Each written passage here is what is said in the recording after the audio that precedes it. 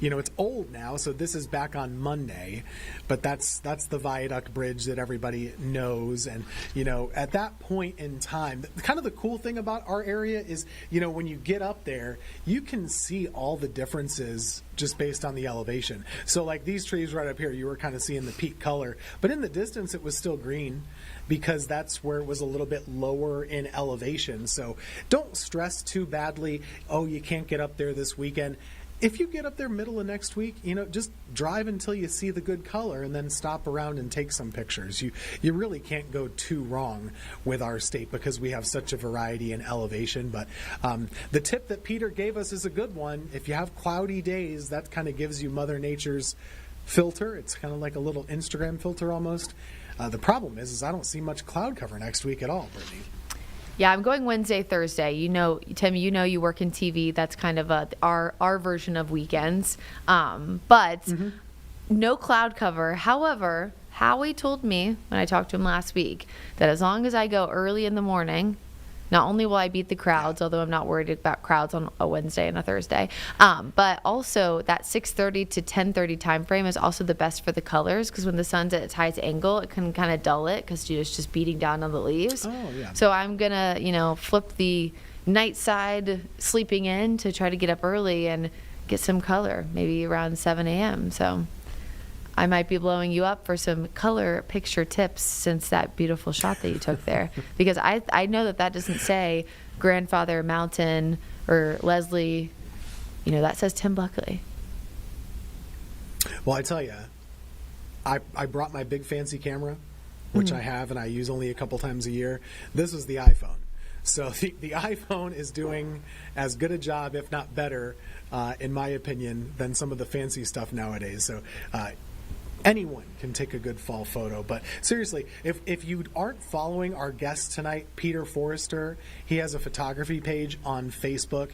It's one of the best collections of photography I've ever seen. Not just fall leaves, eclipses, northern lights. He's a huge aurora guy. We should pop him back on if we ever have northern lights again around here because, man, it's like National Geographic, some of the pictures that he's able to capture. Yeah, and if you have not participated and you see any of his calls for answers on the hurricane map, feel free to answer. Feel free to share it with friends and family that live in coastal spots, Florida, North Carolina, wherever. Well, Tim, great to see your face. Great to have Peter on. I hope you have a great rest of your Friday, a great weekend, and I guess I'll see you next week. Same to you. Good luck hunting down those leaves. Thank you.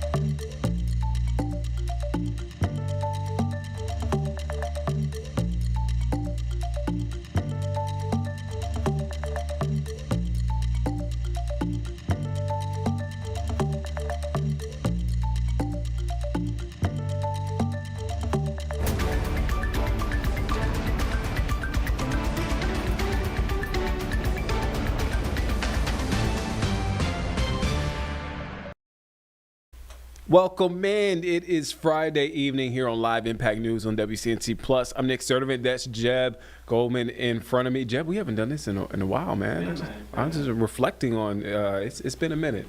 So Jeb is working hard behind the scenes because we got some stuff going on here that we want to bring to you here on Live Impact News. But we want to start with this.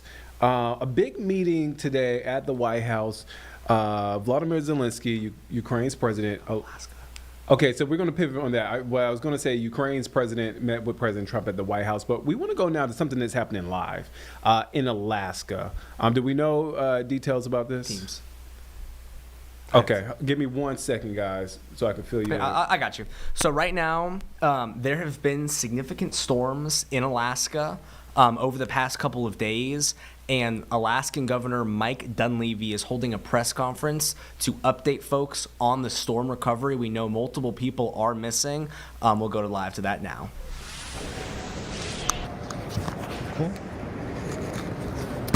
Mentioned a couple days ago, we have to go forward with compassion, but we also have to go forward with the speed that is necessary.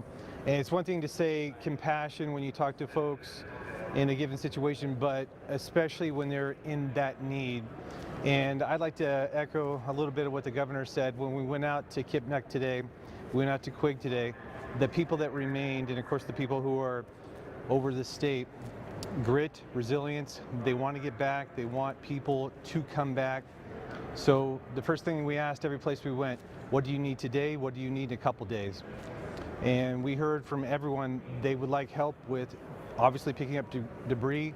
They need some help with getting big equipment in. And every time we took an input, I'd immediately call back and we get that to the Emergency Operations Center. So just big picture what we're doing going forward. We did with the Coast Guard life-saving a couple days ago, 51 saves, 51 souls in one day. But the next step, you can probably hear it in the background, that is life-sustaining. We're going to get out to the villages, much like we did with Murbach, and make sure people have what they need. So the plan is working with the governor, National Guard, the organized militia as we call it, perhaps even active duty. We're going to put people in the villages to help them out with whatever they need going forward. Now, time is of the essence because winter is coming. So we need to get out there quickly. We need to do what we need to do, but take that input so we're getting what the community needs. So just real quick, and then we'll take questions. But so where Murbach was over a several hundred-mile spread.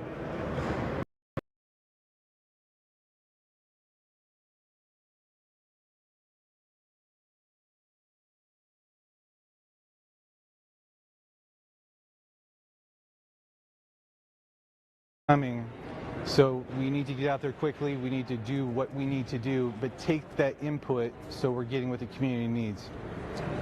So just real quick, and then we'll take questions. But so where Murbach was over a several hundred-mile spread, the damage here and the focus is actually more concentrated. We were in Murbach as far north as Nome, Alaska, Gullivan, Eland, Shaktoolik, all the way down the coast.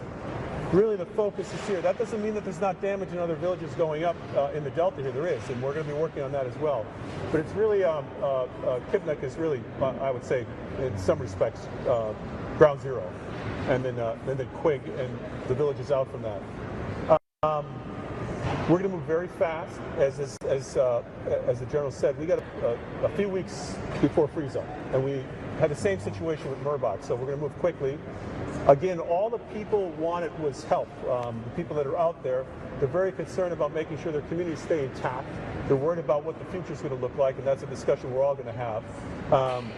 But again, very positive attitudes. We're going to get them the help. We sent a declaration to Washington. We were out on the Blackhawks. I don't know exactly what they've said yet, but hopefully we'll know soon. I'll be in conversations with Secretary Nome, Secretary Burgum, because we're dealing with tribes out here as well. In some places we don't have city governments, and as well as the president. So again, I'm optimistic there that we'll get the assistance, but it's going to be speed to get the places up. But the message we got from the folks is they want to have their communities, their members come back. They understand that we got to get the villages up and running, but they would like to come back and keep those villages intact. So with that, we'll entertain some questions. Do you think that people can leave Anchorage and make it back to Kipnick houses in time before winter? Kipnick needs a lot of work. We're gonna go out and assess which houses can be salvageable, meaning get them back up on their foundation, deal with insulation issues, make sure the electricity is up and running. Kipnick looks pretty rough. You got wires on the ground, you got poles knocked over, the boardwalks are pretty much wrecked. But not to make this look like a Hollywood flick, but you had people that were talking to us from the homes they're working on. People are very positive. They think they can get things up and running. We just have to go in there and help and assess with them and see what we can do in Kipnick. Quig's a much better shape. They need help there as well, but we believe we can get that place up and running probably on a much larger scale where we think a lot of folks can actually come back there. Can someone characterize like where we are just kind of in the response process? Like, is it fair to say like we're kind of beyond like major evacuation steps? Now we're like into the assessment and repair phase. We're just kind of talk a little bit. I can do that. So there was rescue. We're in the relief process. People are in Anchorage. More people are going to go there. We're getting there, making sure that they've got a roof over their head, medical care, etc. Because in many instances, medicines were lost, personal items were lost. So getting folks back on their feet. As that's happening concurrently, that's why we're out here to assess what's happening out in the villages. We already declared an emergency. The state has. We're hoping the feds concur here real quick. We're in conversations with everybody. So part of the assessment from our guys is what do they need, when do they need it, and that's going to start very shortly. So you'll see getting things up in the midterm. Hopefully over the next few weeks, we'll have a much better understanding about how many people can go back to the villages, and then long-term discussions as to what is this going to look like over the long term. But everything is happening concurrently at this moment. And I don't know, guys, if you've got something else you want to add. Just big picture, life-saving was the immediate, working with the Coast Guard, the 51 people in one day, and now it's life-sustaining. So yes, getting them to a mass shelter, those that wanted to go. Next step for them, for those that remain in Anchorage, getting them into non-congregate housing, in other words, apartments or something like that. And the goal is to get them back to the village. Don't know if we can do it prior to freeze up, but as the governor said, Kipnick really is in rough shape. Quig not as bad. Working with the community, we want to do what they're able to do. And we want to say to the other communities, we know we need to go assess those other communities. Right. These were the two communities that most of the folks had come out of, but we know that there are other communities. We're going to start that process. We'll have people out there. All of our commissioners know that this is all hands on deck. Everyone from DEC to Fish and Game to transportation, you name it. Anything to do with small business association and possible loans and relief because of some of the businesses that were impacted. But it's all happening at once, and we'll be periodically updating Alaskans as we go through this process. How does this work, I guess, because this is so expensive to either have a house or apartments in Anchorage and to rebuild as well. Who pays for that? And do people of Kipnick have to pay for living in Anchorage while they wait for the homes to be rebuilt? No, this is all part of the disaster declaration right now. What's happening in Anchorage and out here. Again, the idea is we can, in some respects, we can move faster in assessing these buildings out here, assessing these homes, and getting some of them back up on their foundations and hooked up to electricity and possibly sewer and water with folks in Anchorage. But we would anticipate that as we work through this process and the assessment is done over the next couple of days, very likely you'll start to see people trickle back to their communities in which their homes can be, they can get into their homes, they have the electricity and so forth. And so it's not going to be, I don't think you're going to see a massive shift back in like you did with the airlift out. But as we get things fixed over the next several weeks, I think you'll see more and more people wanting to go back home, and I think they'll have homes to go back to. Some will probably not. Some, there may be a long-term situation in Anchorage, possibly Bethel, with relatives throughout the state. We hope that's a much smaller number than what we're dealing with right now. What's your message to the people of the region who are suffering? Yeah, we are doing everything we can to help. This is about our 73rd disaster in my administration that's been declared. whether it's flooding in Juneau, landslides in Wrangell, fires, Murbach, you name it, earthquakes when we came into the office. We unfortunately do disasters and have experience with disasters, and so we're in them quickly. I was, and I'm sure these guys will say the same thing. Felt very positive about what I saw in Quig and the attitudes. Very positive about the attitudes in Kipnuk, even though that is a much heavier lift. And so I would just say for the people in the region, the state, I want to thank everybody in the state for wanting to help. I would suggest, a lot of people have said, how can we help? Red Cross. Donate to the Red Cross. Donate money, donate your time, because that's what we're going to need right now. And then all of the agencies that we're working with here in the region, here statewide, here federally, I think we've got the resources. We just make sure we pull it all together like we have in other disasters. And I think people will start to see lights going on, houses being put back on their foundation, insulation dried out, and you're going to see people moving back to their homes. So rescue, relief, recovery is what the plan is. Okay? Okay, guys. Thank you. And again, we'll update you guys here periodically through this recovery process. Thank you. Okay. It's the 73rd. What's that? It's the 73rd since you're in. All right, so that is an update, a press conference there from Alaskan leaders. The governor is there giving updates on storm recovery efforts. All right, so we're back here at home. We're going to take a quick break. We'll be back here in just 2 minutes here on Live Impact News on WCNC Plus.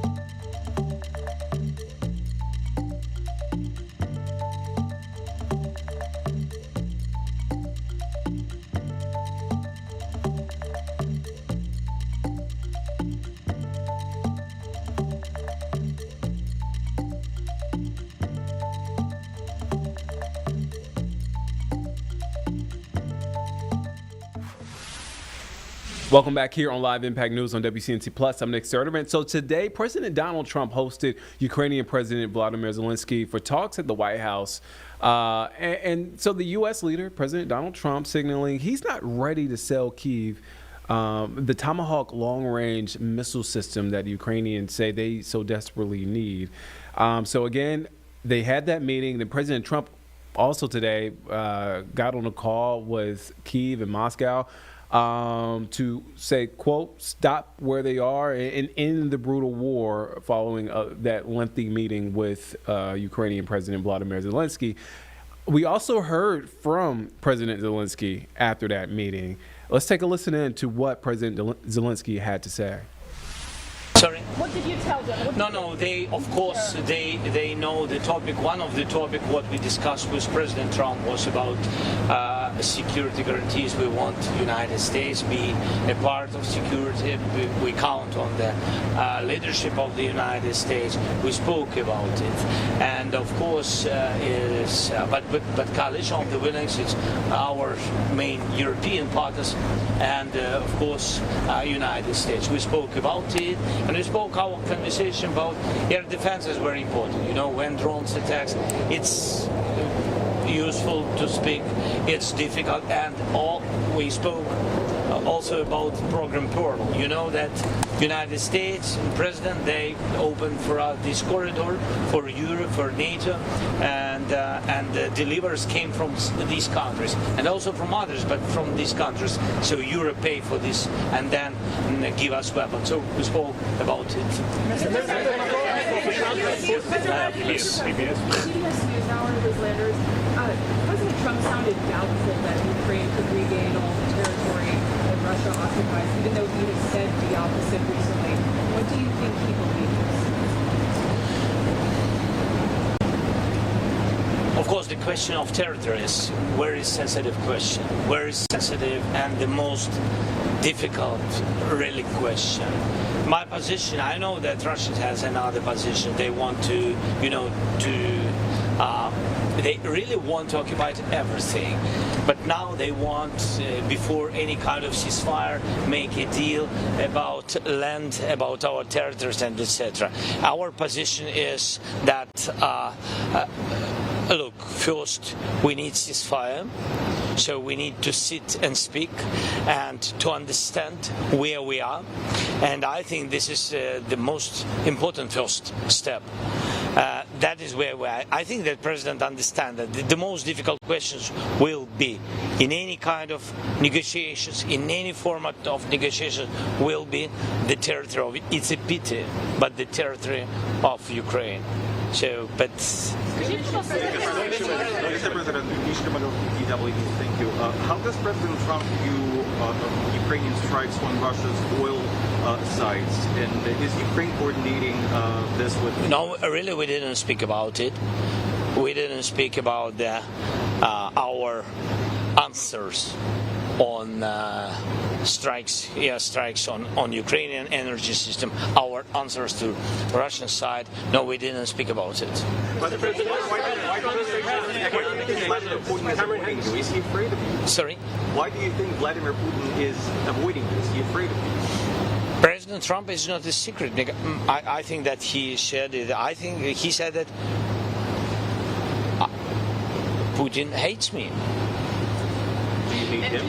But I think, look, I think this it's strange if they try to kill all of us. So I will have another attitude to this person. I have the same attitude to this man. Sorry? Над цим? Ну, це не про почуття, до речі. Це не про почуття. Для мене і для кожного українця вони на нас напали, і тому це для нас ворог. Вони не хочуть зупинятися, це ворог. Це навіть не про те, що хтось когось ненавидить. Хоча, безумовно, ми ненавидимо ворога. Безумовно.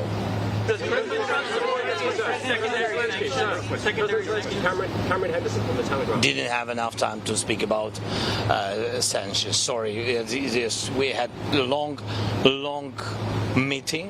Thanks again to American side, but we didn't have enough time to speak about everything. But we decided that we will have some phone calls in some, I don't know, week or days. Cameron Henderson from the Telegraph. Please can you confirm that you did not speak for one moment about Tomahawk missiles? And please can you give us any figures you have on drones that you're willing to send to the US in return for US support? Sorry, what about Tomahawks? Sorry, No. Колеги, може допоможіть. Чи був хоч один момент, коли ви говорили про Tomahawks? Yeah, we spoke about Tomahawks. I'm open with it. We want very much. Yes, and the president already, I think that American side said that. Look, we have to understand because we don't have. I mean, we need them. and this is the position of American side for today. But nobody, I mean, nobody canceled this dialogue, this topic. Yes, so we just we have to work on it more. Was there any specific number put on the number? I can't share such details. Ask American side, please. It's your weapon. Newsmax, please. Newsmax, please. Newsmax, please. Newsmax, please. Mr. President, in your conversations with the White House, is White House offering you any concessions, any territorial concessions?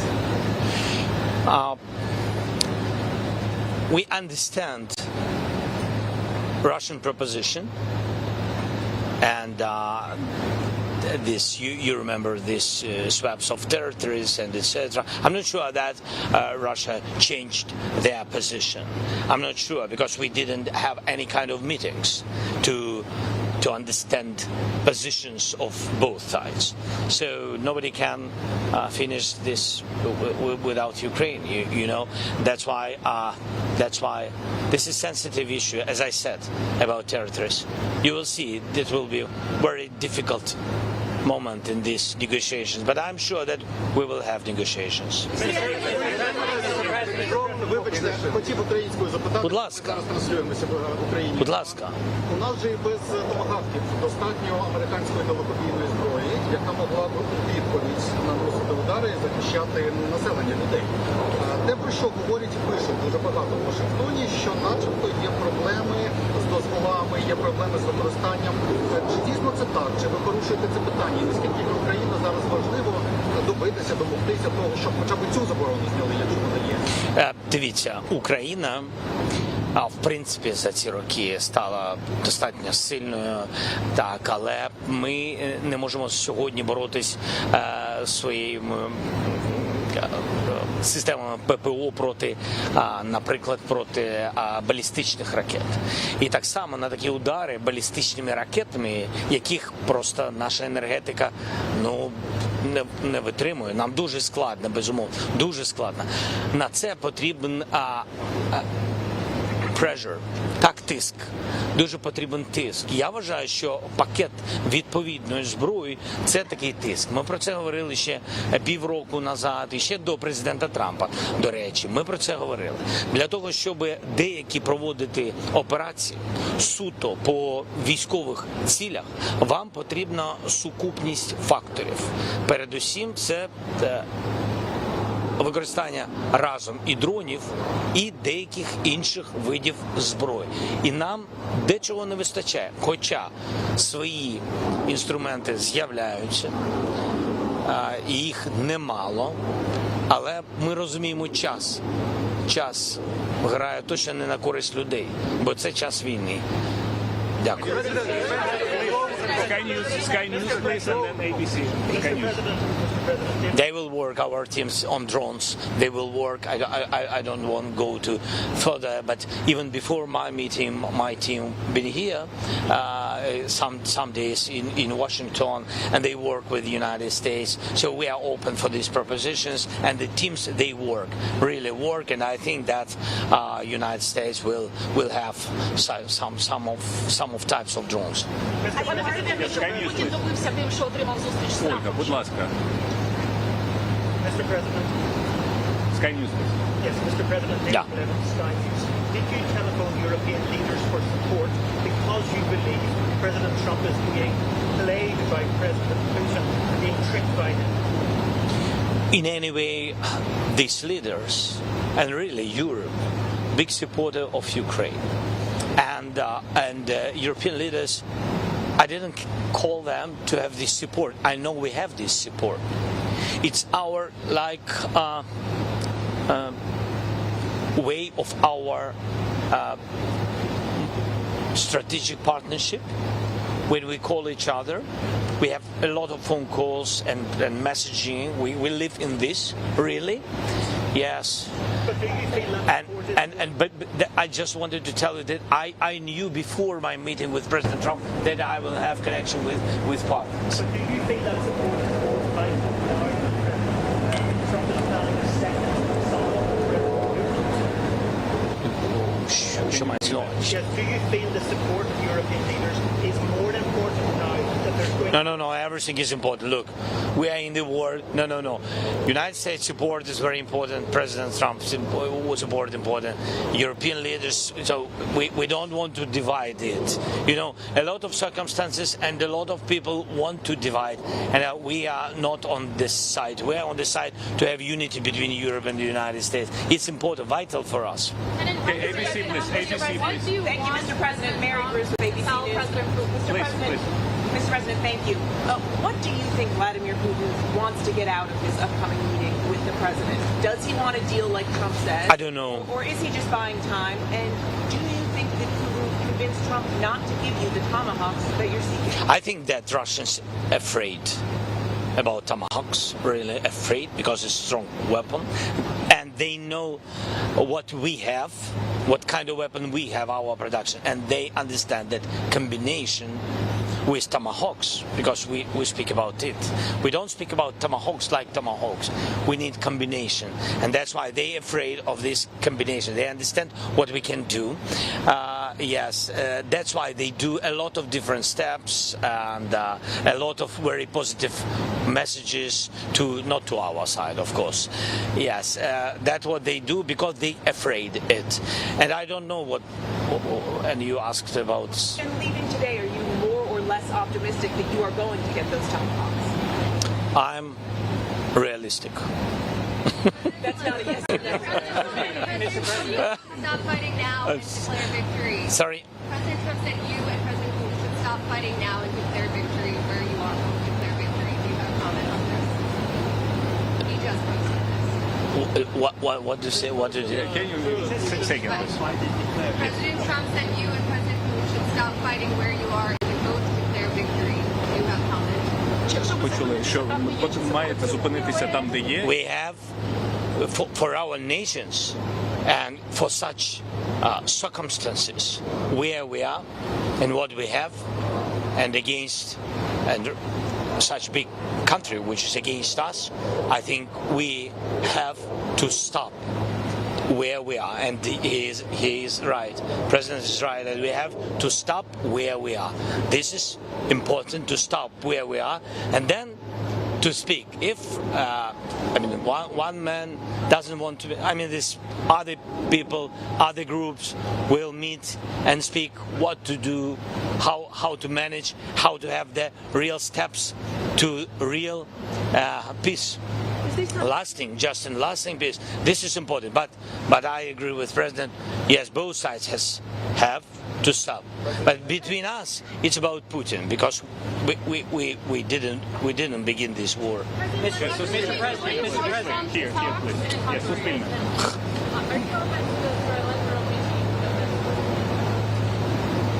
I'm open, as I said, to bilateral, to trilateral, and I don't know if we have some other formats. I'm open for any kind of formats which can bring us closer to peace.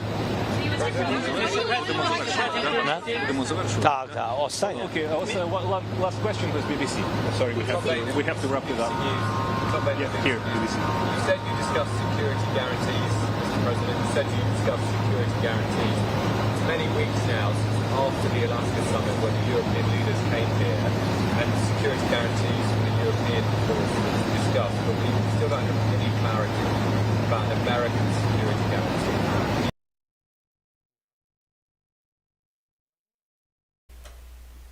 All right, so it looks like that just wrapped up. So that was Ukrainian President Vladimir Zelensky earlier today after his meeting with the White House.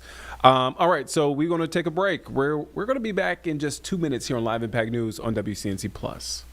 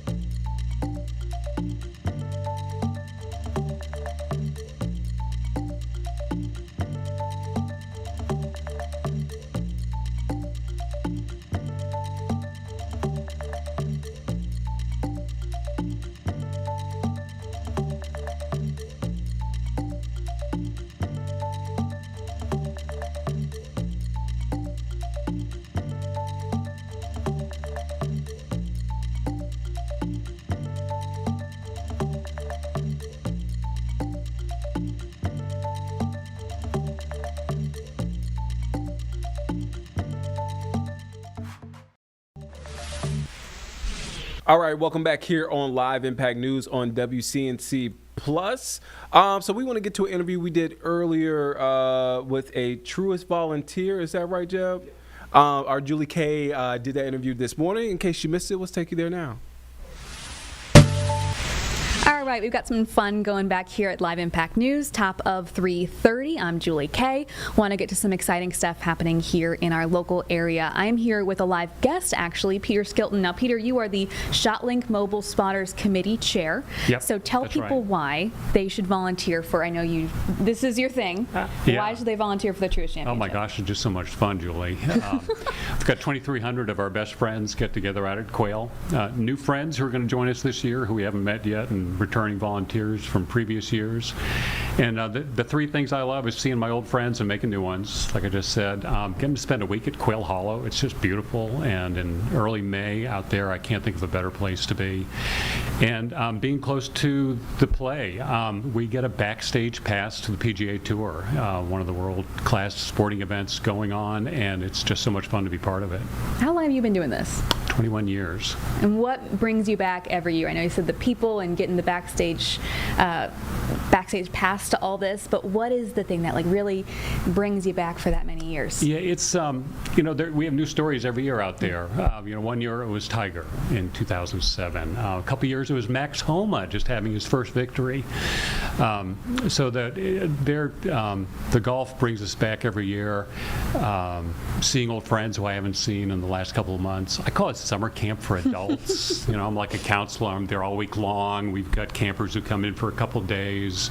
We wear uniforms. We get great food. Probably the food's better than most summer camps, but we just have so much fun out there. Yeah. Now tell me about your committee. I'm not going to try and say it again because it was a long Spotters one. for short. Okay, that's much better, much more manageable. Yeah. You're the chair of that committee, but there's multiple. Tell me about that and the volunteer program as a whole. Yeah, Spotters is one of several inside the ropes committees. We help the players find their ball. If the ball lands in short grass, it's going to be picked up by a camera and by ShotLink, the PGA Tour's digital arm. Anything that's in long grass or a bunker, a place you can't find it with a camera, we go and get on it, plant a little flag by it. We also operate the flag at the tee box and indicate which way the ball's going to begin with. That's just one of the inside the rope committees, along with walking scorers, gallery management, which is involved with crowd control. But there's so much more outside the ropes that goes on, whether you're involved in caddy services, helping the caddies get set for the week, or player services, likewise with players, transportation. As soon as you get off the shuttle bus and go to the tournament, you meet folks who are in ticketing, information services to help you figure out where to go and where to have fun at Quail.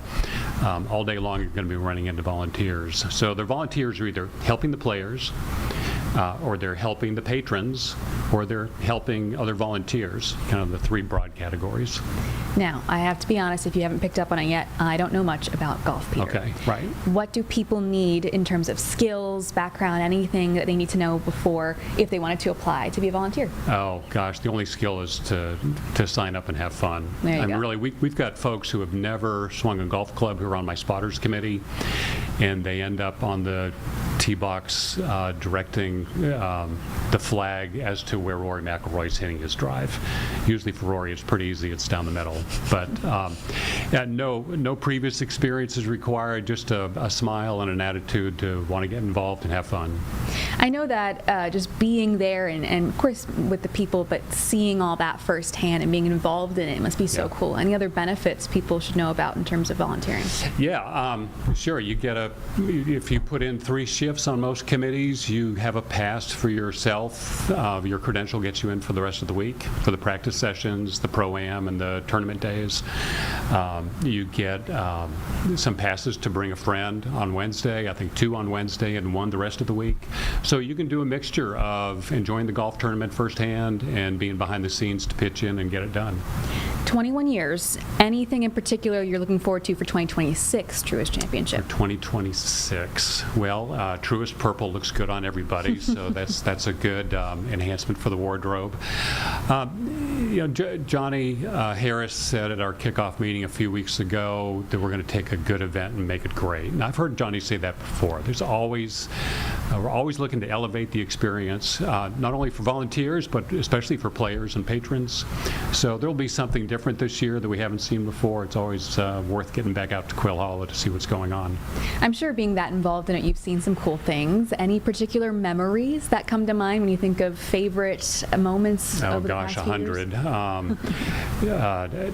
I was there in 2007 with my son volunteering when Tiger won. We got up close and personal with Tiger on a few shots. My daughter and I have an annual tradition of having our photo taken together out there, so that's always fun.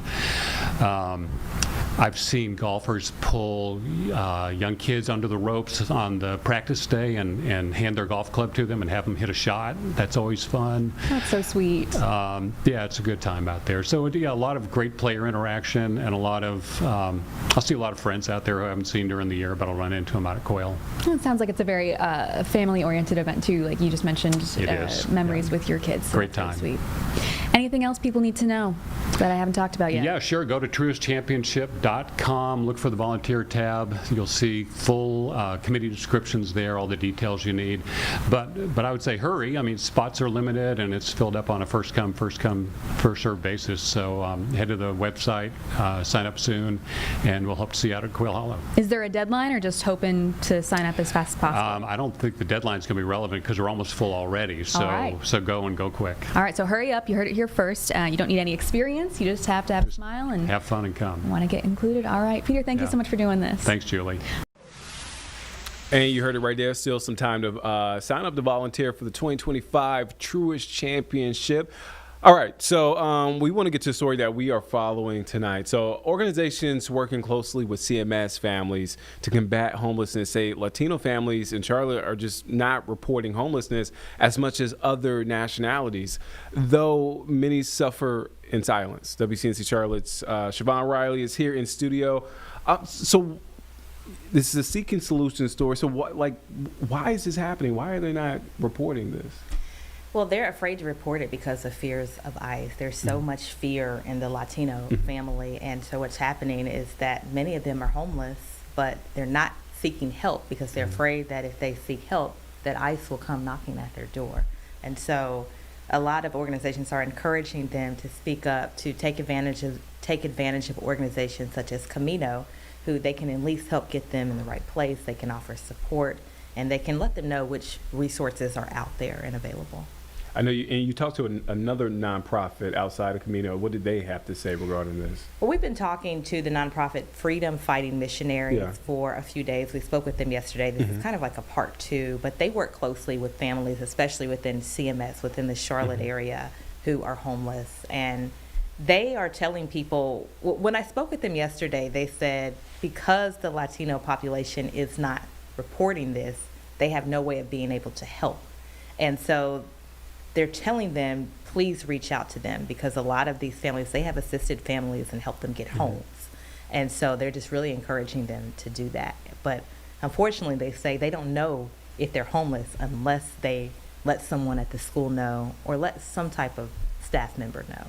How hard is it for those staff members at those nonprofits? I don't know if they got a chance to talk about that, but they want to help, but the families are just not reaching out because of that fear. How hard is it for them?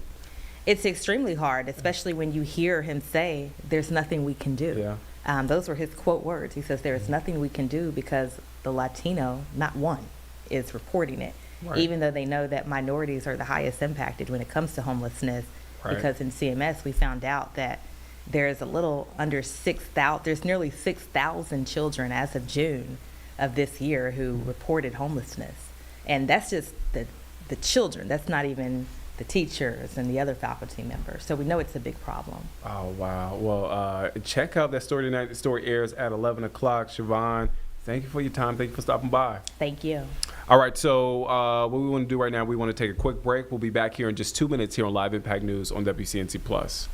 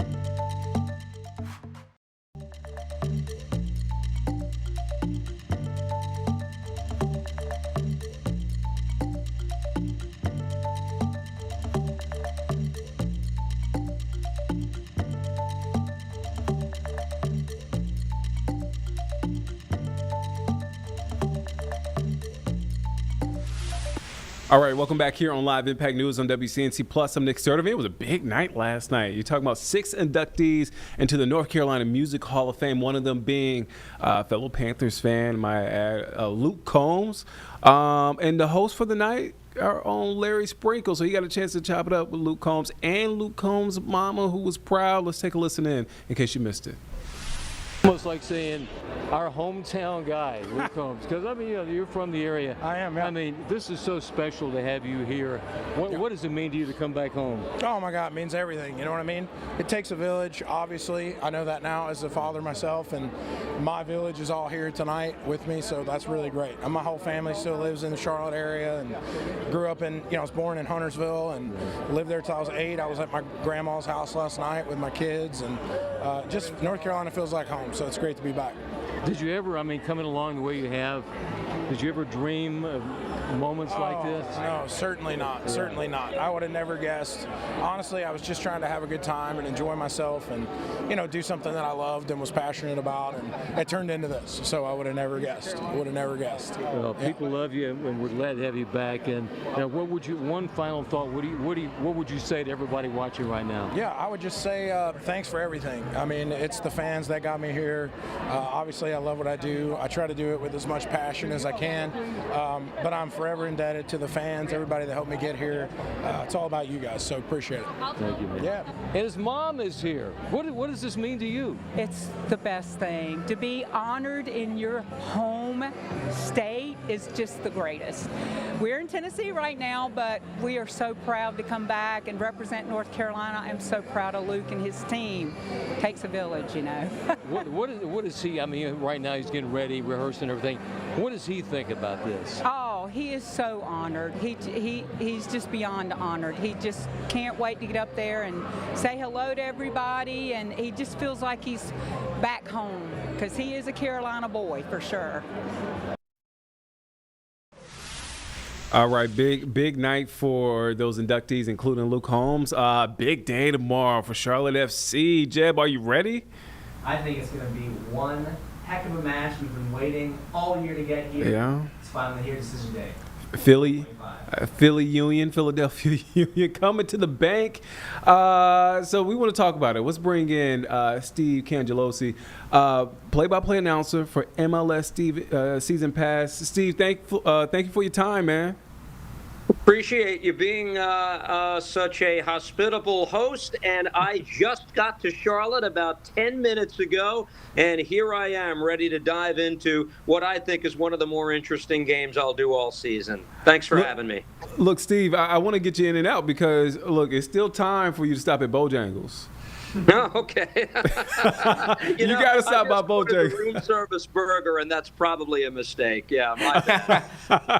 All right, let's get to it, man. So decision day tomorrow. Look, Charlotte FC, a lock to make the playoffs. But look, they want to get that home field advantage for round one. But there's some pressure in that, man. Do you think they can handle that pressure? I mean, what are you expecting tomorrow?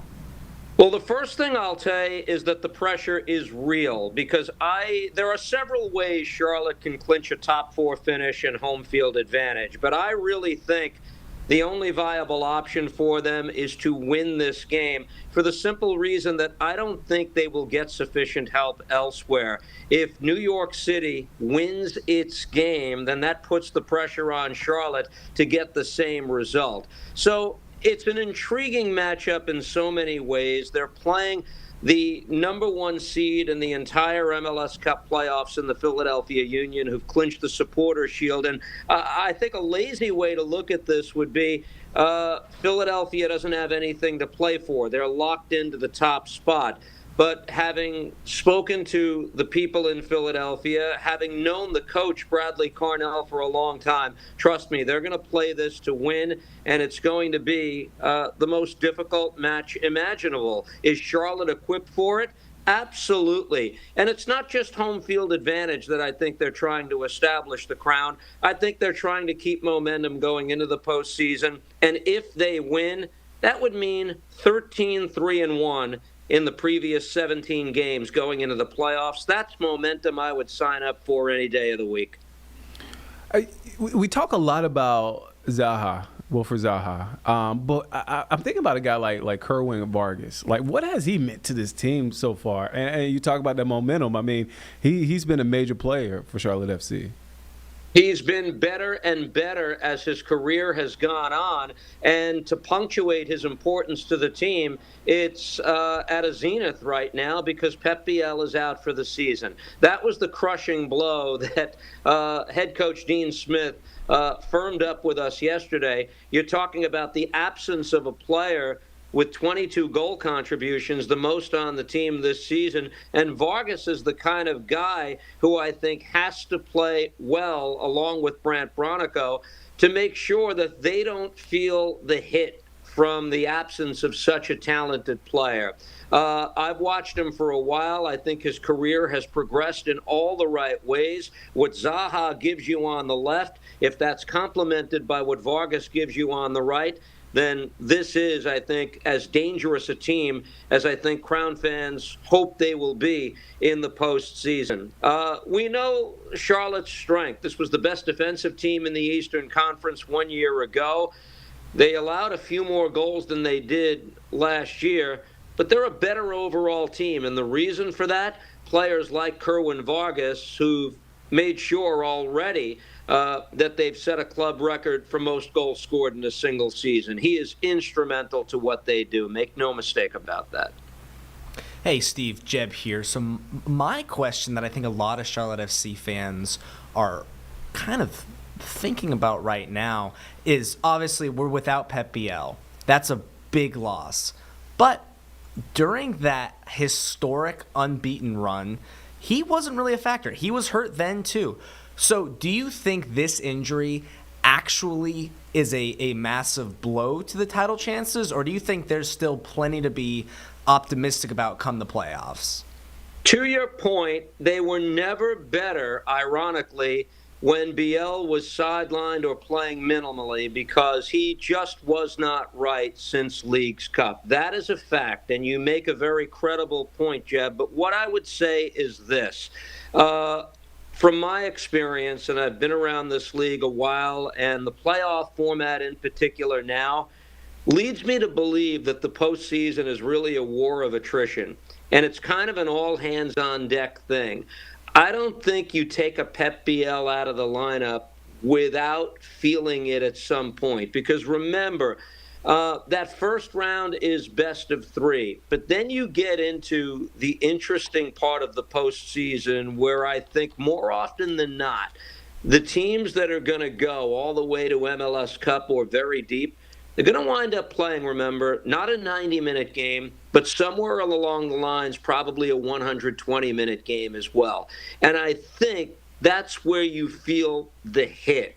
I did Charlotte's win over Miami a few weeks ago, and I thought it was perfect when Dean Smith kept the lineup that was doing all of those good things that you alluded to during the 9-game winning streak.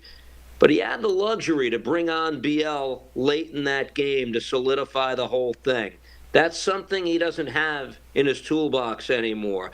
Do I think it hurts? Absolutely. Is it a killer? All I'll say is it doesn't have to be with this team. They have other mechanisms to win. You bring up that amazing game against Miami, kind of Charlotte's really their marquee win of the season. Obviously, I know we defeated San Diego as well, but that was really, all right, this is not a fluke. We've got an offense. It's firing on all cylinders.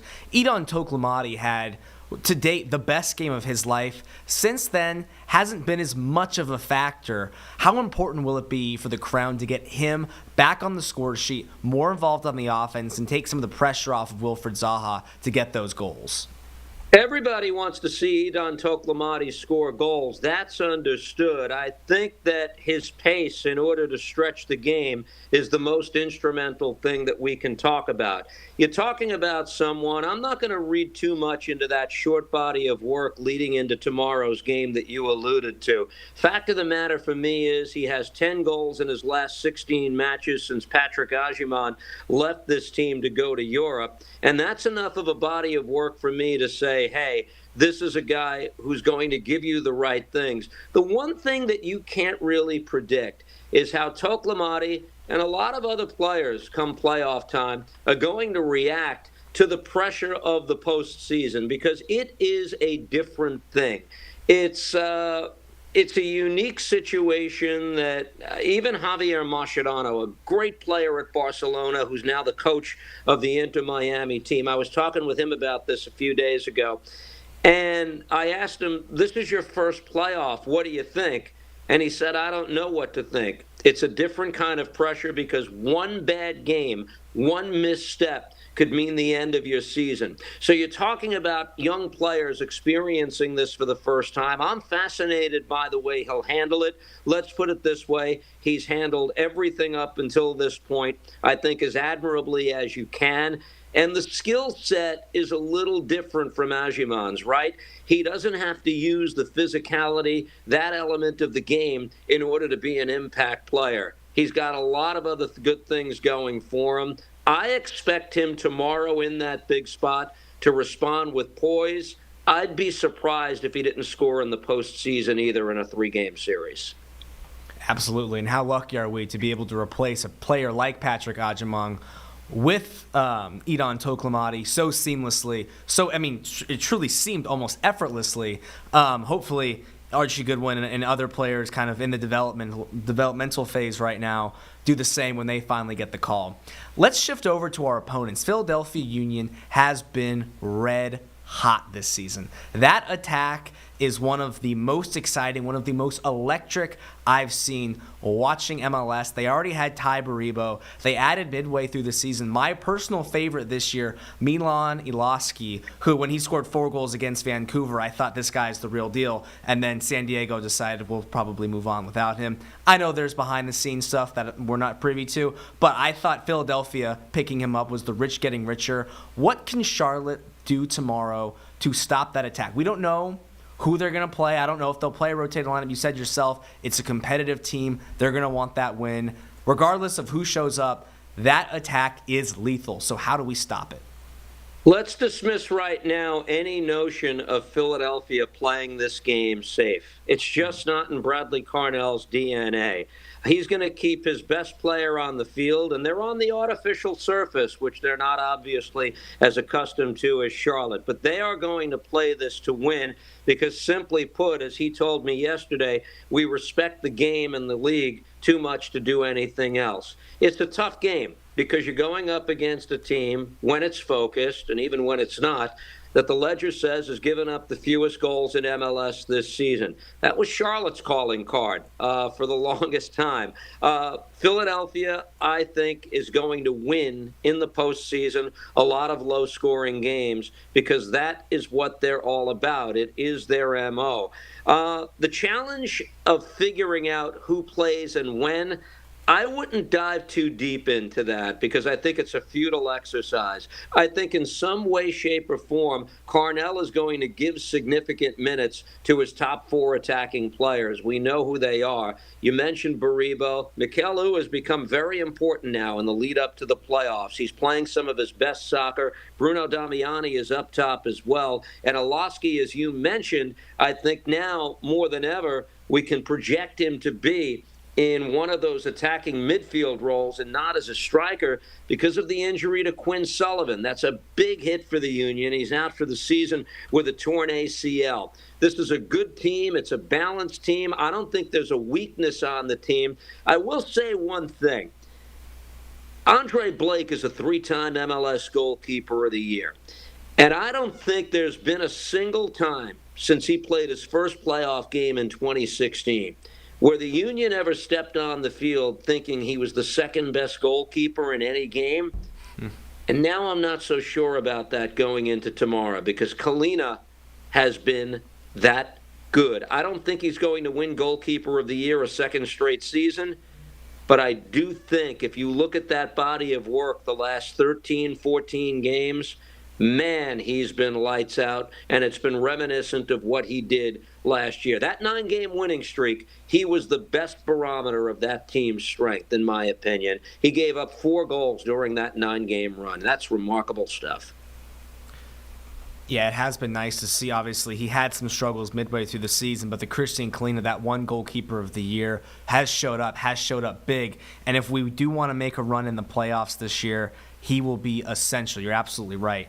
Before we let you go, MLS Decision Day is one of, in my opinion, the best traditions in American sports. It has delivered year in and year out. Obviously, we are in a very, very important game. You know, I know that you're covering our game, you're focusing on our game, but are there any other matches, any other teams you think that fans may want to have in the back of their minds? Maybe go on MLS 360, see what the guys and Kalen are talking about. I mean, it should be a heck of a day. I'll say this. Dean Smith told me yesterday when I spoke with him in the lead up to the game, we will not be scoreboard watching. He said the teams that still have a chance to catch us in the Eastern Conference table, New York City and Nashville, they have their business, we have ours, which is to win the game. And even a scenario late in the game where a draw might clinch home field advantage for Charlotte, he said they're not going to consider that. They're just going to keep doing their thing. They're not a team that invites pressure and likes to play in a low block. To your point, there's a lot else on the table. Messi's going for the Golden Boot. Miami still has a chance to catch Cincinnati. They're going to need some help to do that. That won't be easy. If you're looking for another game in the late window, to me, it's Vancouver. If they win the West. And Thomas Mueller has energized an entire market in the Pacific Northwest. They're a team that's there to be taken seriously. And should they win tomorrow in their regular season finale, you're looking at a club, if they defeat FC Dallas, that's going to be a tough out playing on their home soil in Canada in the postseason. They're so well coached with Jesper Sorensen. That's one to watch. It's one of my favorite days of the year as well, Jeb. It's going to be such a great one. And you look at the West, you look at what Vancouver has done with Thomas Mueller, what LAFC has done with Sung-Hun Min. I mean, it is an exciting time in the MLS, and hopefully if Charlotte FC does make it all the way, which I know we're all pulling for, it will be a heck of a match whoever they play at the end. Steve Cangelosi, we seriously appreciate you giving us your time. This has been fantastic. I know we'll all be watching with prying eyes and listening to your call tomorrow. We can't wait. Thank you so much for joining us. Hey, Dean Smith said, we know how strong we are at the bank. This is big stuff tomorrow if they get the win and assure themselves home field advantage. Thanks for having me. Yeah, I know you've seen some great crowds in your day. This might be one of the best. Thank you. Have a good night rest. Thanks, and we'll hear you on the Steve. call. Thank you. Great breakdown here, man. Love Steve's the having best. Steve. Yeah. We love having Steve on. That was fantastic. I feel like I learn more with week by week. Jeb is our soccer expert. I'm learning. He's doing great. Like I'm you learning. guys heard Nick Sturdivant throwing some questions out. I was very impressed. I am not ashamed to admit what I don't know and what I'm learning. But you're learning a lot. I'm excited, because it's a new franchise. I'm a Charlotte sports guy. So Absolutely.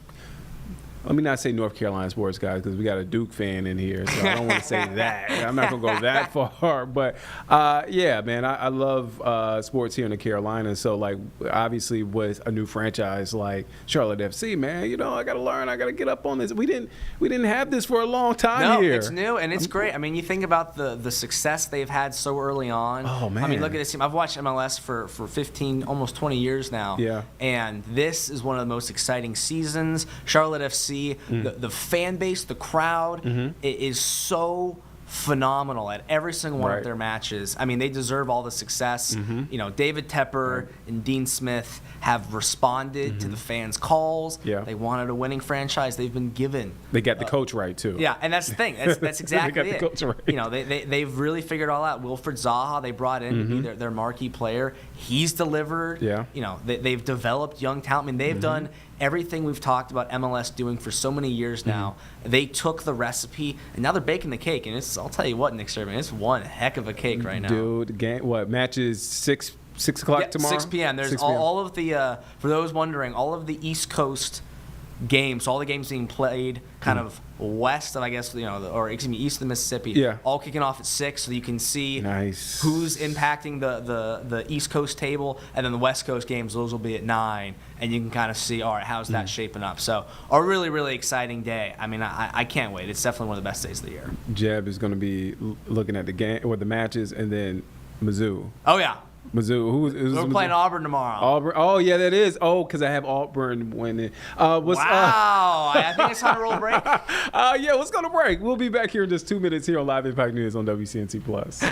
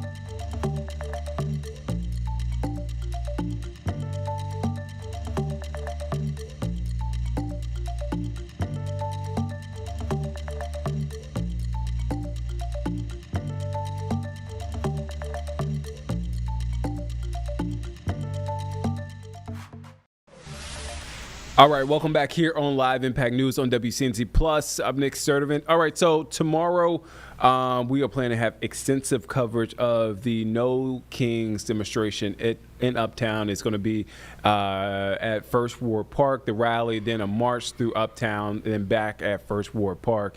So before the rally, I'll be here along with Jeb Goldman. He'll be here holding it down as we give you that live look at what's happening here in Charlotte, not only Charlotte, across the country, and in other communities here in Charlotte. But before the rally tomorrow, our Julie Kay got to speak with an organizer and somebody with the No Kings protests about it and what you can expect. Let's take a listen in.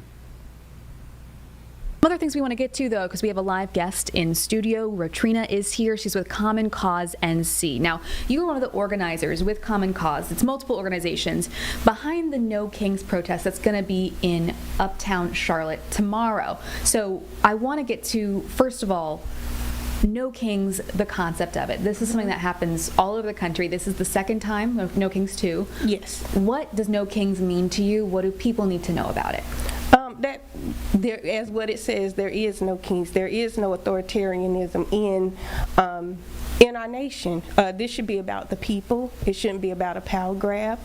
And we're planning this nonviolent movement and just uniting with everyone across this state, across this nation, around the importance of that, and that it should be for the people, by the people, and that's what we need to see. Yeah, how many people do you expect to be at this, and how do you think it's going to compare to the last one that we saw in Charlotte? I think it's going to be even bigger. I think we're expecting around 7,000 people downtown Charlotte at First Ward Park, and I think between the protests and the march, I think we're going to have a lot of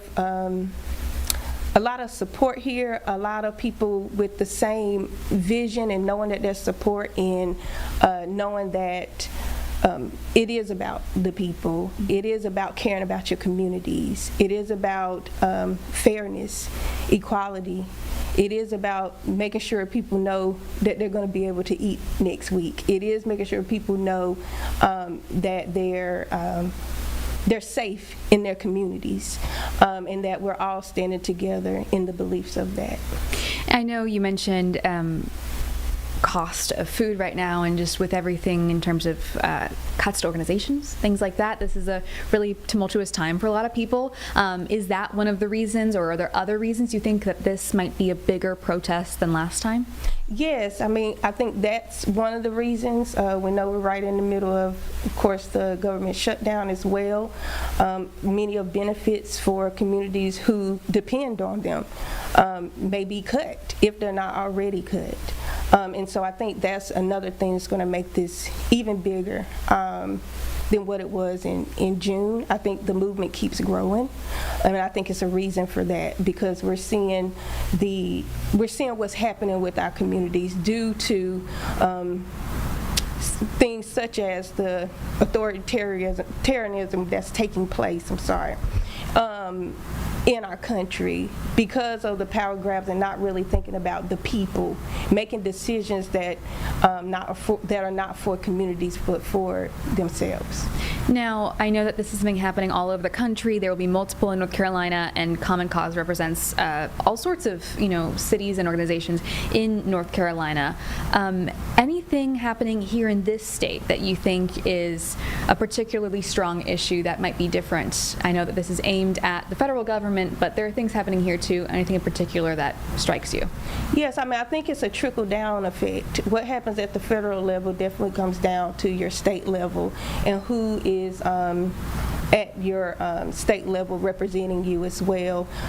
We definitely have in the middle of our own maps here that are being created here, which is really a focus as well. A lot of power grabs there possibly as well, with our not really hearing from the people and hearing what North Carolina is about. What I do know, we've definitely done some polling. 84% of North Carolinians don't agree with gerrymanders. That's happening here, and that's all the way across the scale, all the way across any political, Republican, Democrat, non-affiliated, all the way across. So. Yeah, and we spoke earlier with Dr. Michael Bitzer. He is a professor at Catawba College, where he kind of explained those new maps that were revealed last night that would flip, if they are approved, which it looks like they will be, would flip one of the seats to Republican that was Democrat, this coming 2 years after that split at the congressional level in North Carolina was already shifted with more gerrymandering. So definitely a really poignant issue right now. For people that are interested in getting involved, do they need to sign up ahead of time? And how many, I know you said 7,000 expected, but how many people have signed up so far, if they have? So far, we're right around 4,000 people have signed up so far. And to sign up and get involved, you'll go to nokingclt.org. That's where you can sign up for the rally, or for the protest, for the march. We're going to have a mix of everything there. And be able to connect also with organizations that are doing the work on the ground. So it's not just to come and protest and march, but I also take something back, something from it. What can I do from coming to this march? And that is connecting with other people other people in the movement that you can connect with, connecting with organizations as well that are doing the work on the ground that you can connect with, and have next steps for you to be involved and stay involved. I know Common Cause does a lot of work, nonpartisan work for just voter rights in general. Any other organizations that are going to be there that you think people should know about? Yes. We're going to have Democracy North Carolina. They do a lot of great work around voting rights as well. We're going to have Carolina Migrant Network, do a lot of work in the immigrant community. The Poor People's Campaign definitely do work around our working folks, everyday working folks as well. The Human Rights Campaign and Indivisible Charlotte. and I'm trying to think of everyone that we plan to have there. So it's going to be really great groups.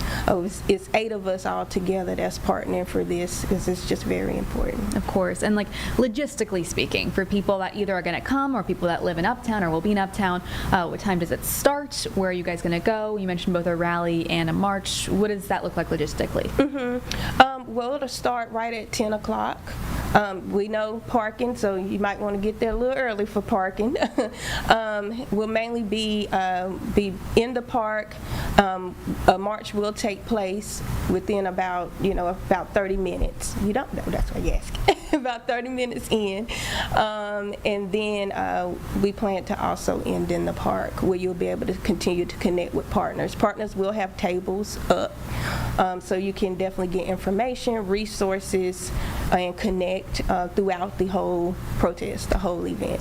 It starts at 10 a.m. Do you have any timeline of how long you expect it to last? 12 p.m. 12 p.m. Okay. All right. Anything else that people need to know about this event in general, the work that you guys are doing? What would you want people to take away from this? Yes. Well, what I want people to take away from this is that you're not by yourself. I think a lot of times in this space, you feel like what is going on, but understand that other people are paying attention, understand that other people want to hold their elected officials accountable for what they should be doing for their communities, and understanding that it is organizations and it is people in community are ready to fight with you, work with you, to continue to fight for those rights. All right, Ratrina, thank you so much for doing this. Again, we're going to have all that information on our website as well. Thank you so much for joining us. Thank you. Thank you. And we are going to have as well a special here in the stream from 10 a.m. to noon tomorrow. We will be live streaming, having multiple crews out there talking to people at this No Kings protest. As Ratrina mentioned, we're expecting thousands of people. We expect it to be bigger than the last one if these signups all go through, and assuming more people will sign up or just show up. So definitely something to pay attention to. Join us tomorrow at 10 a.m. Nick Sturdivant will be here. And as Julie just mentioned, I will be here as I will give you a live look at the No Kings protest happening in Charlotte, across our communities, and also across the country. All right, let's take a quick break. We'll be back here in just 2 minutes here on Live Impact News on WCNC Plus.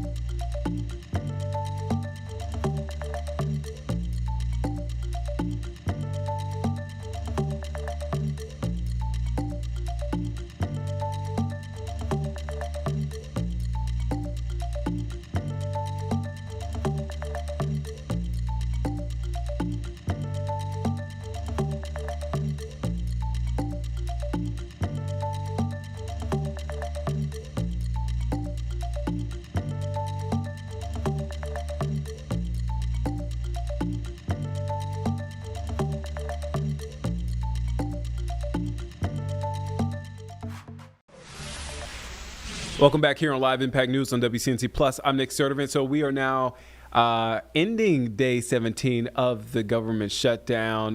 Both sides of the aisle continue to point the finger at each other, blaming each other for this shutdown. This government shutdown becomes now the third longest in history. So today we heard from both sides of the aisle, but we also heard from GOP leaders like we have been daily. We heard from House Speaker Mike Johnson on the impacts of the government shutdown. They also talked about the No Kings protests that is happening in different cities, including Charlotte, across the country. Let's take a listen into that press conference from earlier.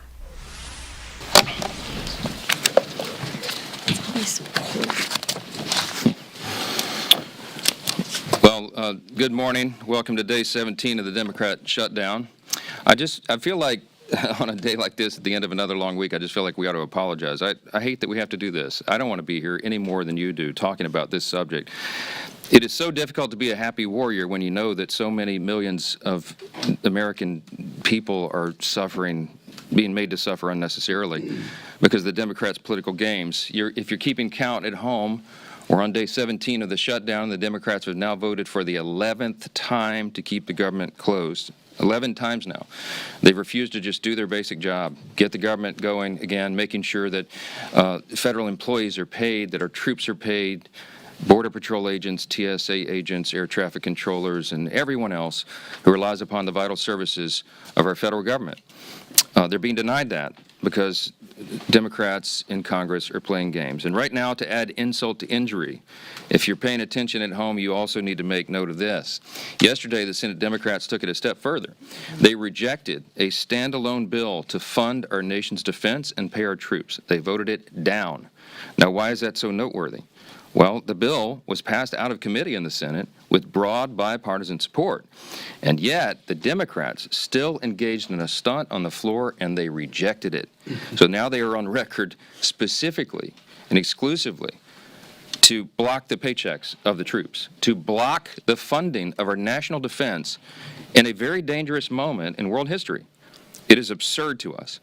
Leader Thune said this on the floor, on the Senate floor after that vote. He said, quote, "That one vote demonstrates just how fundamentally disinterested Democrats are in supporting our troops and providing for our common defense." Yes, that is exactly what we saw. And I suspect that if they were here today and it was on the floor, they'd do it once again. Now, tomorrow, the Democrat leaders are going to join for a big party out on the National Mall. They're going to descend on our Capitol for their much-anticipated so-called No Kings rally. We refer to it by its more accurate description, the Hate America rally, okay? And I'm not sure how anybody can refute that. If you think about what's going to happen here tomorrow, you're going to bring together the Marxists, the socialists, the Antifa advocates, the anarchists, and the pro-Hamas wing of the far-left Democrat Party. That is the modern Democratic Party. That's where they've gone. And the Hate America rally is the common theme among all those groups. Listen to the language they use themselves. Many of them don't like living in America. They hate capitalism. They hate our free enterprise system. They hate our principles. They hate the ideas that we come in to work every day to fight for, to preserve, in the greatest nation in the history of the world. They hate the idea of individual freedom and limited government. They hate the idea of the rule of law. They fight against it all the time. They hate the idea of peace through strength. They lobby against it all the time. Individual freedom, limited government, the rule of law, peace through strength, fiscal responsibility, free markets, human dignity, the things that lead to human flourishing, the things that made us the greatest nation in the history of the world. They're opposed to law enforcement. They're opposed to military. And their votes show it over and over. That's the collection of voices that you'll hear tomorrow that the Democrats will go out and raise their hands with and cheer with.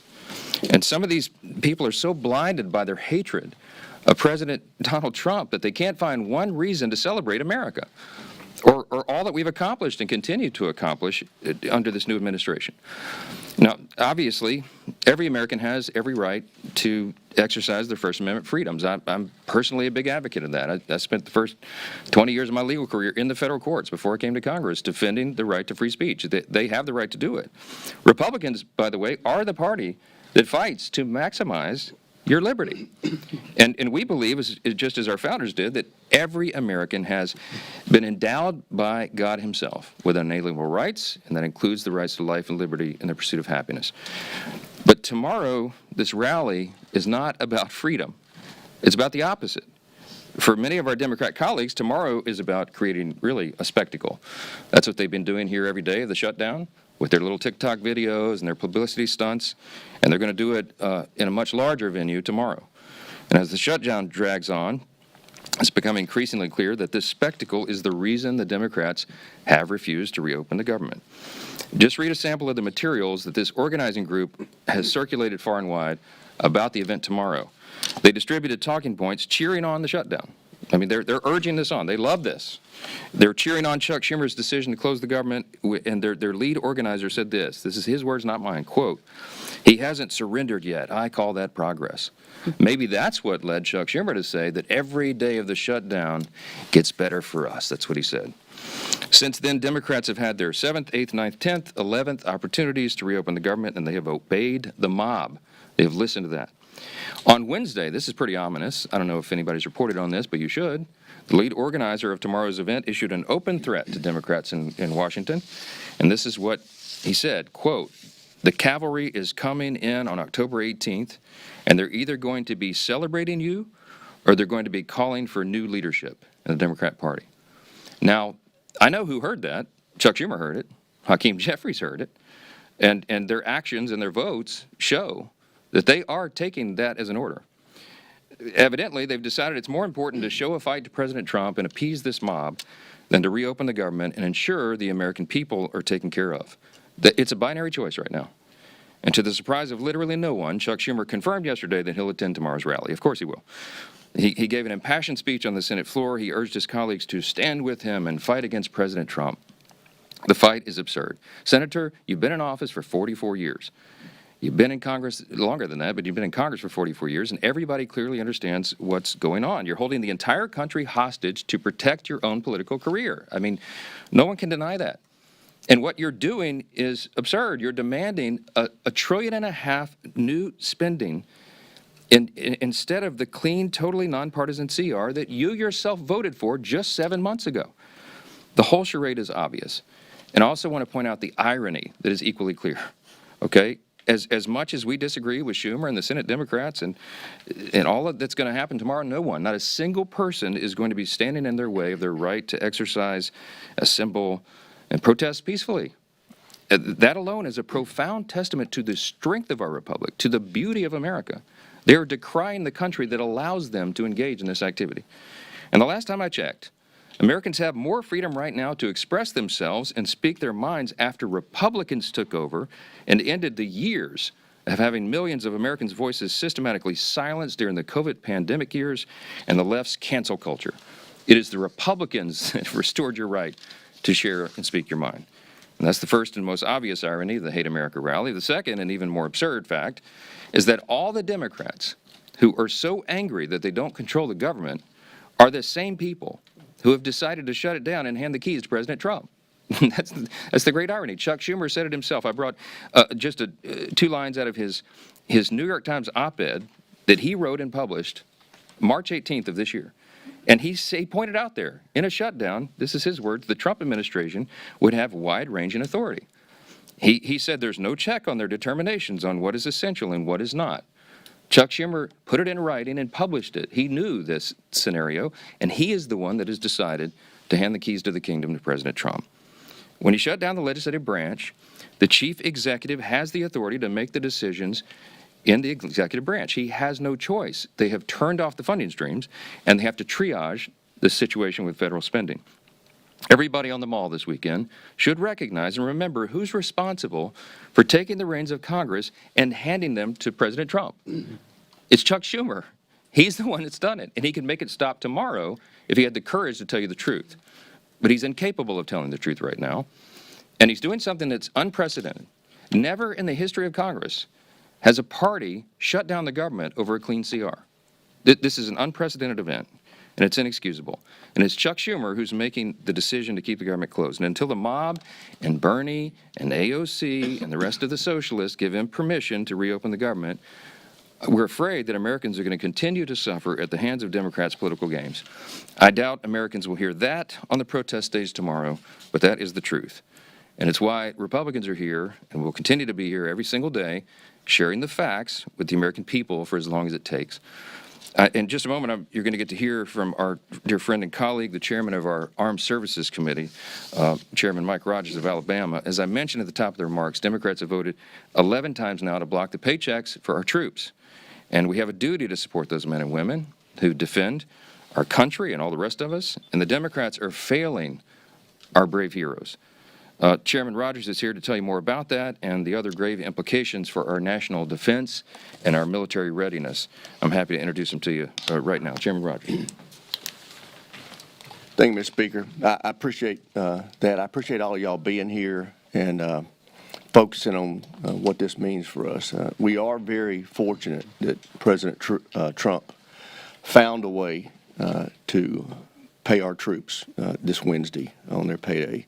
For those of you who aren't aware, this country has never, for the last 148 years, because of congressional inaction, failed to pay the troops on time. 1877 was the last time.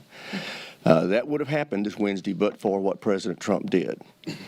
I do want you to know that that option is not going to be available in 2 weeks for their next paycheck. We had 2 million service members that were able to get paid this week because of President Trump's creativity. And these are families that are serving around the world, many of them in very unfavorable conditions, making huge sacrifices for our freedom and safety. And most of them live paycheck to paycheck. Most of them have less than $3,000 in savings, and 1 in 5 of them only have one source of income. So this is very real for these folks. Now, the 500,000 civilian federal employees, they're going to miss their first paycheck next week, and then the rest of them the week thereafter. This is going to get really painful for a lot of civilian employees. Obviously, I think about the DOD civilian employees, but throughout the federal workforce, people will start missing their first paycheck next week and the week after, and it is solely at the feet of Chuck Schumer and the Democrats in the Senate. This body has passed a funding bill that just continued the Biden budget for a few weeks while we negotiated, and it's the Democrats who have decided to shut this government down. Another consequence that we're dealing with, we were just informed last night by the National Nuclear Security Administration, the group that handles and manages our nuclear stockpile, that the carryover funding they've been using is about to run out. They will have to lay off 80% of their employees. These are not employees that you want to go home. They're managing and handling a very important strategic asset for us. They need to be at work and being paid. Other things that some of our civilian and active duty, the active duty employees are having to suffer is they don't get to do routine medical and dental care when they're in a shutdown. They don't have tuition assistance when they're in a shutdown. If you're got a permanent duty change of station that's occurred during the shutdown, you're just stuck. Your apartment may already be closed. You may be your furniture on a truck going somewhere, and you're just stuck in limbo. All these things are real life problems for people that are being imposed on them by the Democrats. Russia, China, Iran, North Korea, their governments are not shut down. These are the members of the axis of evil that we're having to deal with. And we need our Defense Department operating on all cylinders. Y'all know we've recently passed the reconciliation bill. We're in the middle of contract negotiations for nuclear submarines, for destroyers, for aircraft carriers. All that had to stop because of this. We have personnel that are supposed to be analyzing our intelligence gathering. They're gone home. They've gone home. They can't do their jobs. This has very real national security implications that Chuck Schumer has imposed on this country, and it needs to end. It needs to end, especially now before people start missing paychecks. And with that, I'll yield to the leadership. Thank you, Chairman Rogers. Well, Chairman Rogers just laid out some of the dire consequences that are happening today because Chuck Schumer decided to shut down the government. And a lot of people ask, what's the off-ramp? And especially they ask, what changed in Chuck Schumer from just a few months ago, back in March when Chuck Schumer voted for these very same funding levels? Chuck Schumer himself voted for these funding levels in March, and today he's shutting the entire government down, jeopardizing America's national security over those same levels. And so what changed? And I think you don't need to look any further than what you saw on the stage in New York last night. A debate between the leading candidates for mayor of New York to see how far Chuck Schumer's party has moved to the socialist left. When you see Mondami, who's the leading candidate, and by all accounts is going to win going away for mayor of New York, has taken over the Democrat Party in the state of New York. And his main opponent on that stage, there is no bench in the Democrat Party. It was disgraced former Governor Cuomo, who was run out of office for, among other things, instituting policies during COVID that led to the death of thousands of senior citizens. That's the best that the Democrat Party has to offer in the city of New York. And so Chuck Schumer's watching all of this and recognizing that from March till today, his own party has moved so far to the socialist left that he's now afraid for his own political future. And to try to hold on and grasp one last ounce of power for himself, he's willing to jeopardize millions of American families. And that is who is paying the consequence for Chuck Schumer's actions, for the tantrum that he's having. He is more concerned, as the speaker pointed out, at impressing the Hate America rally crowd that's coming up here tomorrow than he is about not solving all of our problems. Tomorrow, if he voted today to open up the government, it wouldn't solve our differences. And we all know we have big differences. We have 3 appropriations bills that are in a conference committee that, frankly, Republicans and Democrats on those committees had already worked out the differences. And it was Chuck Schumer who walked away back then a few weeks ago and decided then he was going to shut the government down.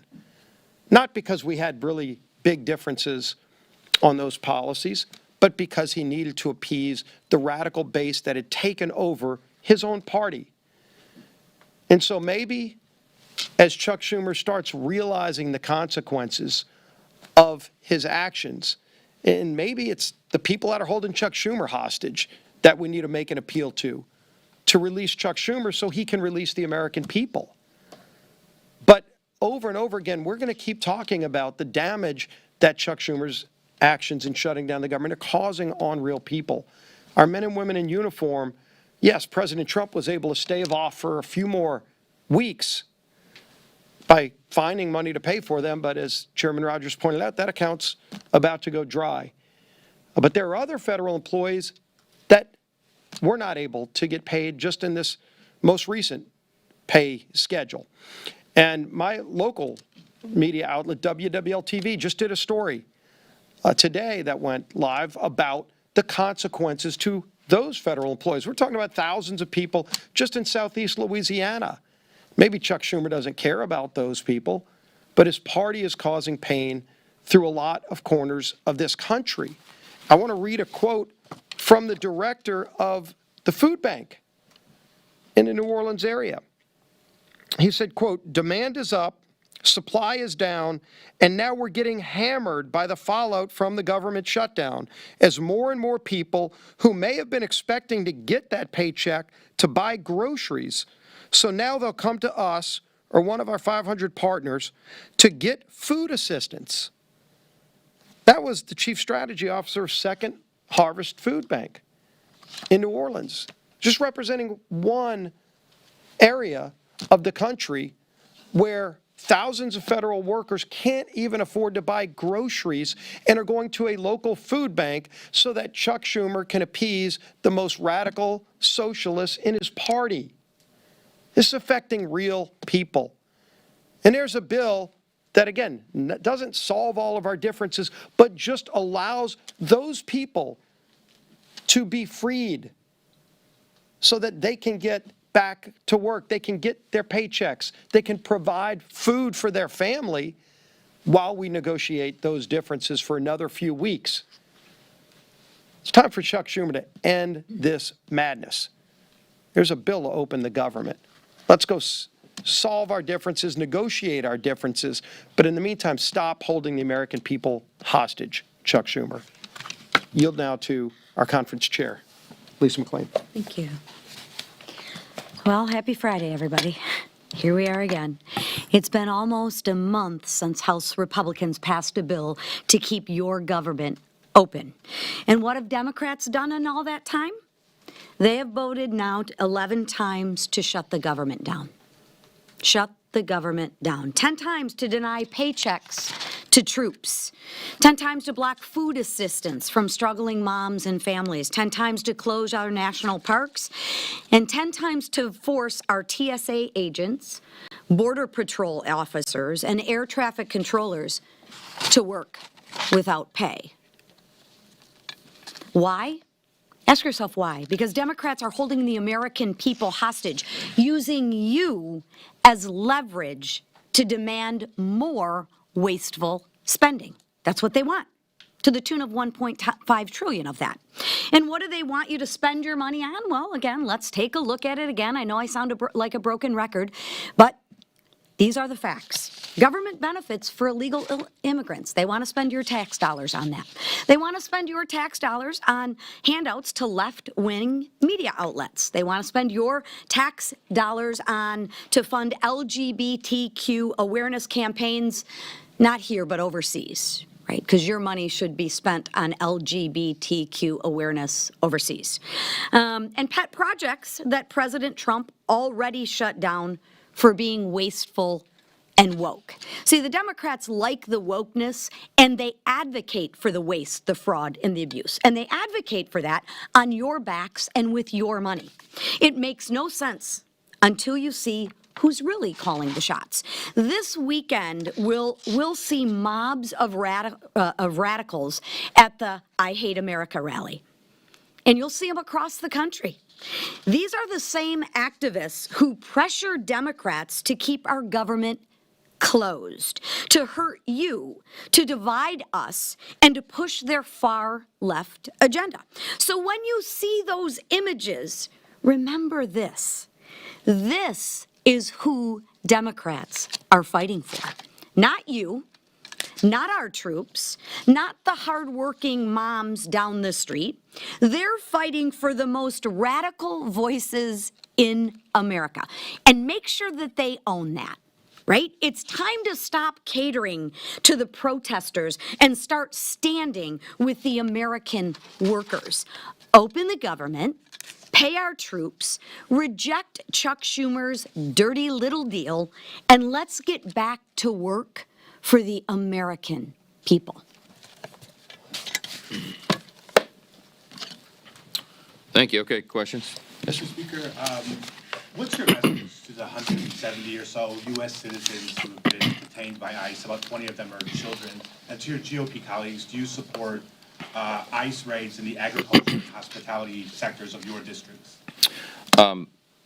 I don't know what you're talking about with the children. I do know that ICE is... 170 U.S. citizens, according to ProPublica, have been detained by ICE so far since January. Okay, I haven't seen that, so I'm not going to comment on it, but I will tell you that ICE is doing the job that the American people demanded that they do. If you look back at the election results of 2024, it was overwhelming, and virtually every poll noted that the border and the issues that came from the open border were the number one issue on the minds of Americans. It's largely why President Trump won such an overwhelming victory in the election, won all 7 swing states and 75 million popular votes.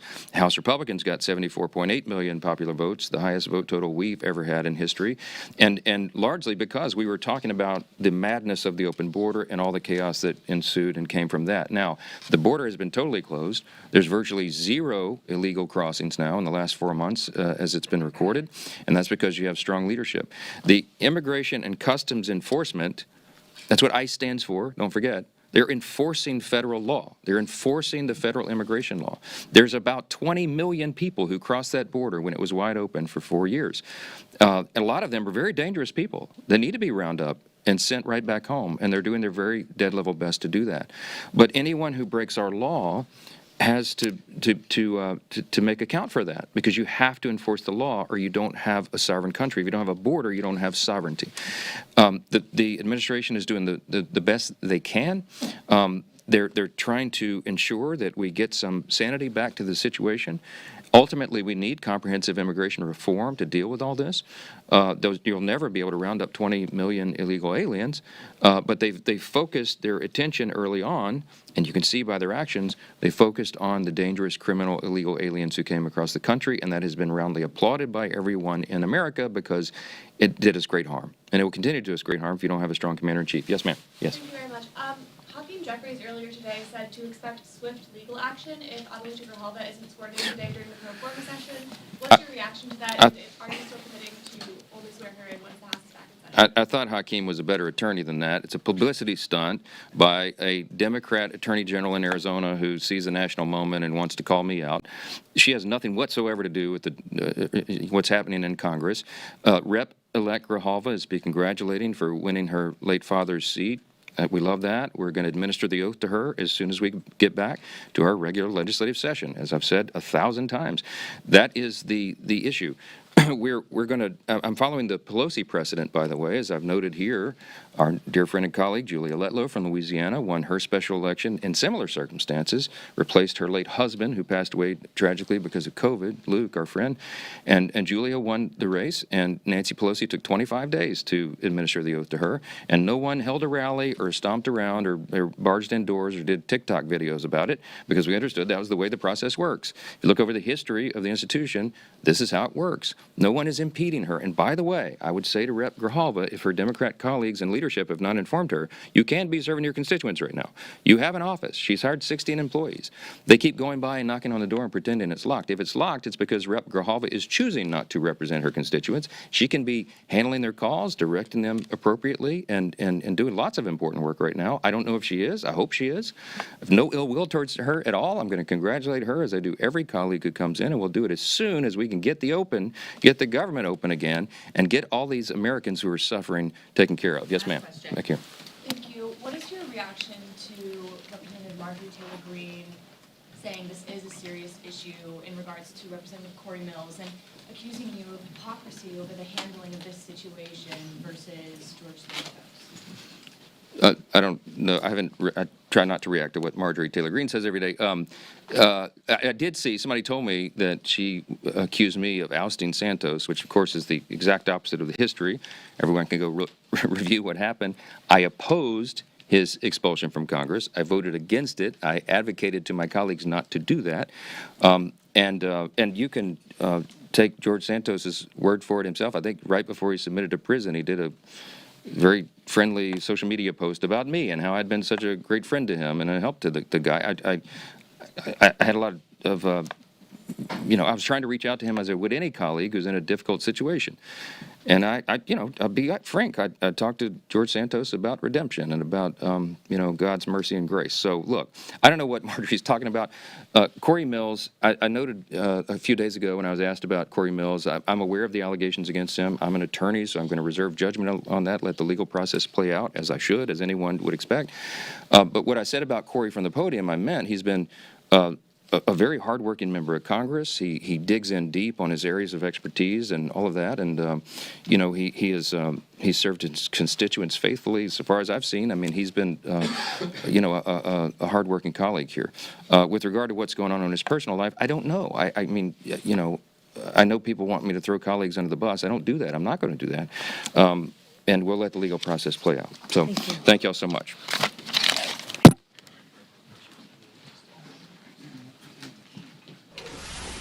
All right, so we're going to take a quick break. We'll be back here in just 2 minutes here on Live Impact News on WCNC Plus.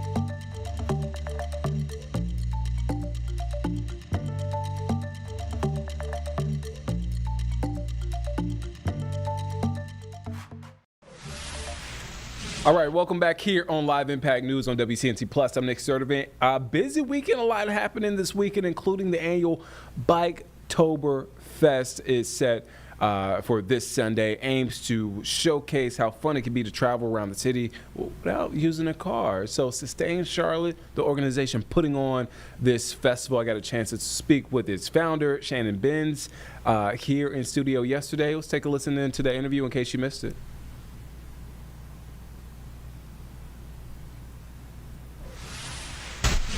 All right, welcome back here on Live Impact News on WCNC Plus. I'm Nick Sturdivant. We want to bring on a special guest here in studio with an organization that started in late 2007. This guy who has lived in big cities across the U.S., but landed here in Charlotte and has a big event coming up on Sunday, Biketober. You might know that event. I'm sure you do. If you live here, you've been to Charlotte, been in Charlotte for some time. Biketober. We're talking about Sustain Charlotte. We have Shannon Benz here, founder of Sustain Charlotte. How are you doing this morning? Or I say this morning. It's been a day. But how are you doing this afternoon? I'm doing great. How you doing? I'm doing well. So you lived in D.C., New York, Seattle. How did you end up here in Charlotte? Well, my sister was living here at the time. She's still living here. And my mom and other sister are down in South Carolina, so I moved down here to be closer to family. Yeah. Yeah. Oh, man. So Sustain Charlotte. Why? What did you notice about Charlotte when you first got here that led you to start Sustain Charlotte? So initially I was living out in Ballantyne. Yeah. My sister and I were living together, and I hadn't owned a car in any of those cities that you just mentioned. Hadn't owned a car in a decade, and I realized I had to buy a car because I was literally. There was nowhere I could go in walking distance. I don't think there was even a sidewalk, and there was no bus service yet to Ballantyne. So I was literally like, if I want to go somewhere other than this apartment complex, I gotta get a car. Yeah. It was a painful decision for me. Like, I didn't think I was going to be a car owner again. I don't like spending time in cars. I'd much rather be using my body, walking, biking, or letting someone else do the driving, as is the case with bus and rail, right? So that was part of it. I started that, and it's like, man, this city is growing in a way that just frankly is not sustainable, right? We're consuming lots of land. We are growing very, very inefficiently through what's called urban sprawl, right? Growing further and further outward, consuming forests, farmlands, and that type of growth requires cars, right? That type of growth is only possible because of cars getting invented in the first place, and you can only grow that way for so long before you have total gridlock because you've got too many people trying to get around in cars, and you run out of the things that are important, like your natural resource base that people depend on for clean water and clean air. So I looked around and I was like, where's the organization that's advocating for sustainable growth? How do we grow in a way that ensures this is a healthy place to live, has a high quality of life?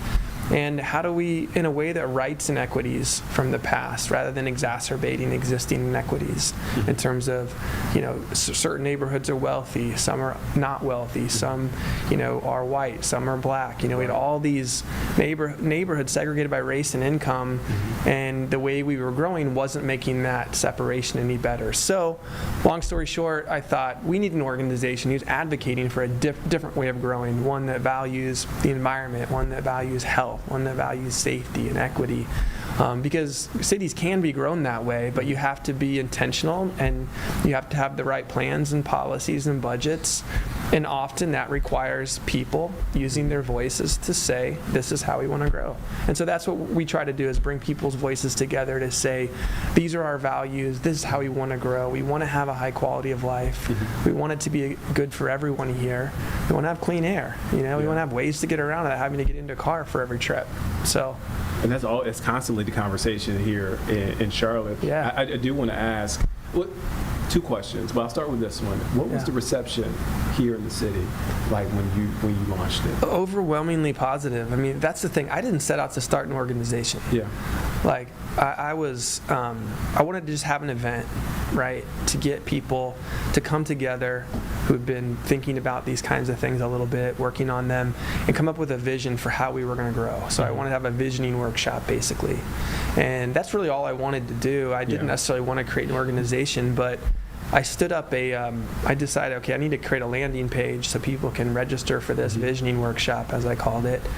And you know how, at least it used to be, and I guess most websites still have like a contact page. You can like click here, and like it's an anonymous form, and like you don't know who it's going to, but that's how you can contact the organization. Well, I put one of those in there, and the emails just started flying in. You know, this idea of sustainability and sustainable development.